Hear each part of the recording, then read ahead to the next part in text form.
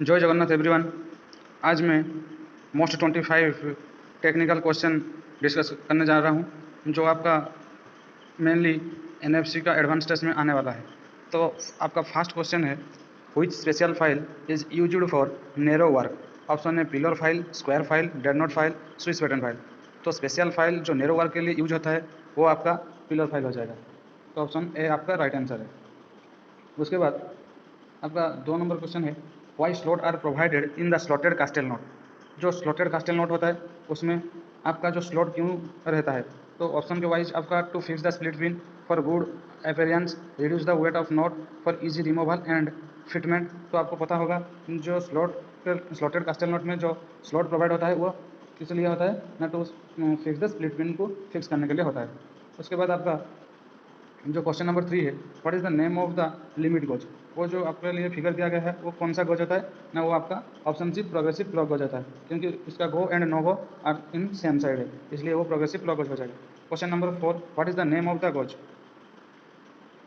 जो इधर दिया है what is the name of the gauge, ये कौन सा गोज हो जाएगा आपको पता होगा, ये आपका रिंग गोज हो जाएगा। तो option 1 is the correct answer. इसके बाद question number 5, which gauge is used to check the gap between the matching part. आपको पता है जो दो पार्ट के अंदर जो गैप रहता है वो गैप को मेजर करने के लिए आपको हमेशा फिलर गेज का यूज करना है। तो आपका ऑप्शन 3 इज करेक्ट आंसर।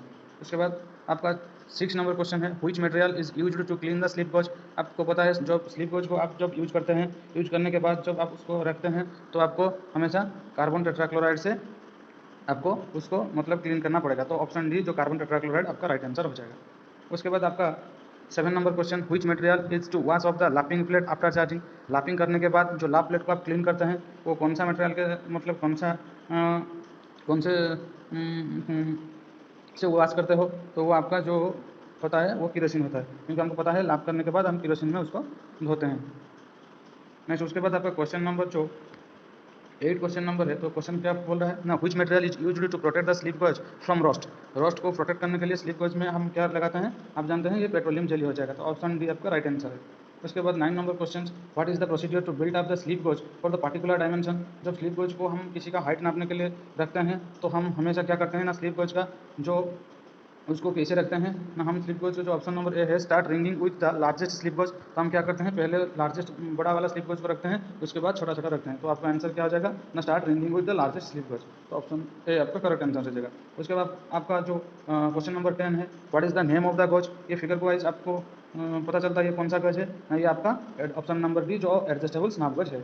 उसके बाद अब क्वेश्चन नंबर 11 है, which finishing process have a high degree of dimensional accuracy. आपको पता है जो एक्यूरेसी के वाइज आपको फाइलिंग में ज़्यादा मिलेगा या आपको टर्निंग में ज़्यादा मिलेगा, ग्राइंडिंग में ज़्यादा मिलेगा या लापिंग में ज़्यादा मिलेगा। आपको पता है आपको ग्राइंडिंग में ज़्यादा मिलेगा नहीं, कि टर्निंग में ज़्यादा मिलेगा नहीं, आपको लापिंग में ज़्यादा मिलेगा, क्योंकि जो लापिंग का एक्यूरेसी होता है वो टर्निंग ग्राइंडिंग से ज़्यादा रहता है। तो आपका option D is the right answer.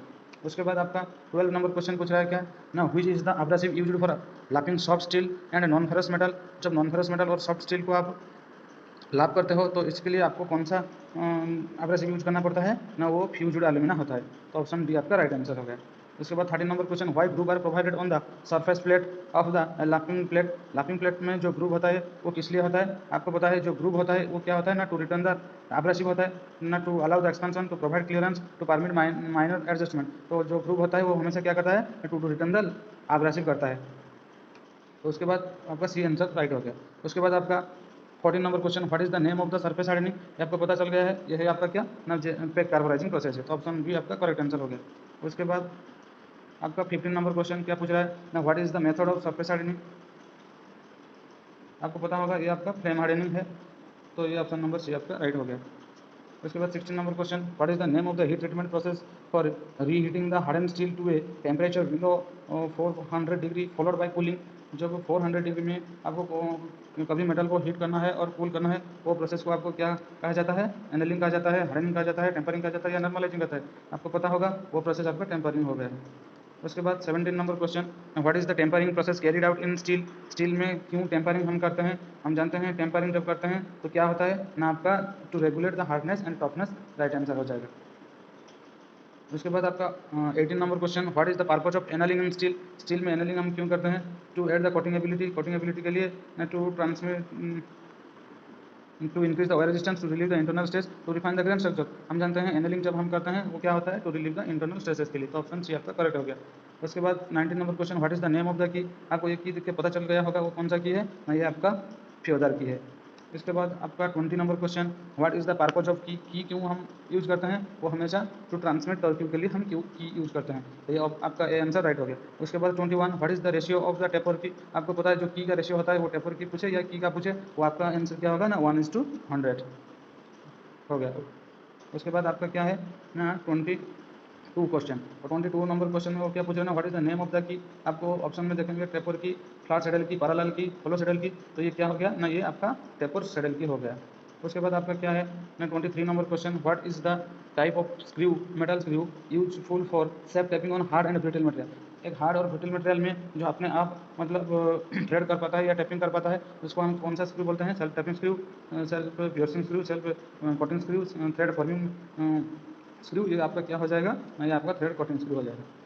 तो इसके बाद आपका 24 नंबर क्वेश्चन क्या है ना, what is the advantages of wing not. ना विंग नॉट हम क्यों यूज करते हैं ना, फॉर हेक्सो में जो loosen and tighten without wrench के हम उसको लूज और टाइट कर सकते हैं with the help of the our thumb. तो आपका answer C is the right answer. इसके बाद क्या आ गया ना 25 number question, what is the name of the gauge. और the name of the gauge मैं आपको दिखाता हूँ ये कौन सा गॉज होता है। तो ये फिगर नंबर में आपका ये कौन सा गॉज हो गया है, आपको पता चल pitch gauge, angle gauge, filler gauge, radius gauge. ये कौन सा गॉज है ना, ये रेडियस गॉज है। तो आपका रेडियस गॉज राइट आंसर हो गया। उसके बाद 26 नंबर क्या है ना, which gauge is used to check the accuracy of an external thread. हमको पता है जब हम एक्सटर्नल थ्रेड में एक्यूरेसी चेक करते हैं तो हमको क्या होता है ना, थ्रेड रिंग गॉज का हमको यूज़ करना पड़ता है। तो ऑप्शन बी आपका राइट आंसर हो गया। तो उसके बाद आपका 27 नंबर क्वेश्चन क्या है ना, what is the instrument is measuring external diameter. वो जो एक्सटर्नल डायमीटर मापता है वो कौन सा इंस्ट्रूमेंट है ना, आउटसाइड कैलिपर है ना, भानियर कैलिपर है ना, पैरेलल लेग कैलिपर है। ये क्या है ना, पेयर ऑफ जो बाई यूजिंग स्लिप गॉज, क्योंकि वो स्लिप गॉज के माध्यम से वो आपका पेयर प्रस्तुत हुआ है। तो ऑप्शन बी आपका राइट आंसर हो गया है। उसके बाद आपका वो आज इतना क्वेश्चन मतलब वो 20 क्वेश्चन जो इंपॉर्टेंट क्वेश्चन था वो मैं डिस्कस कर दिया हूँ। नेक्स्ट पीरियड में मैं और 27 या 30 क्वेश्चन डिस्कशन करूँगा। तो आज के लिए इतना है। तो आपको क्वेश्चन देख के लाइक क्वेश्चन देखना है और उसके बाद उसको लाइक करना है, क्योंकि आप लाइक करेंगे तो मैं ज़्यादा वीडियो उसके बाद प्रोवाइड करूँगा। धन्यवाद। जय जगन्नाथ।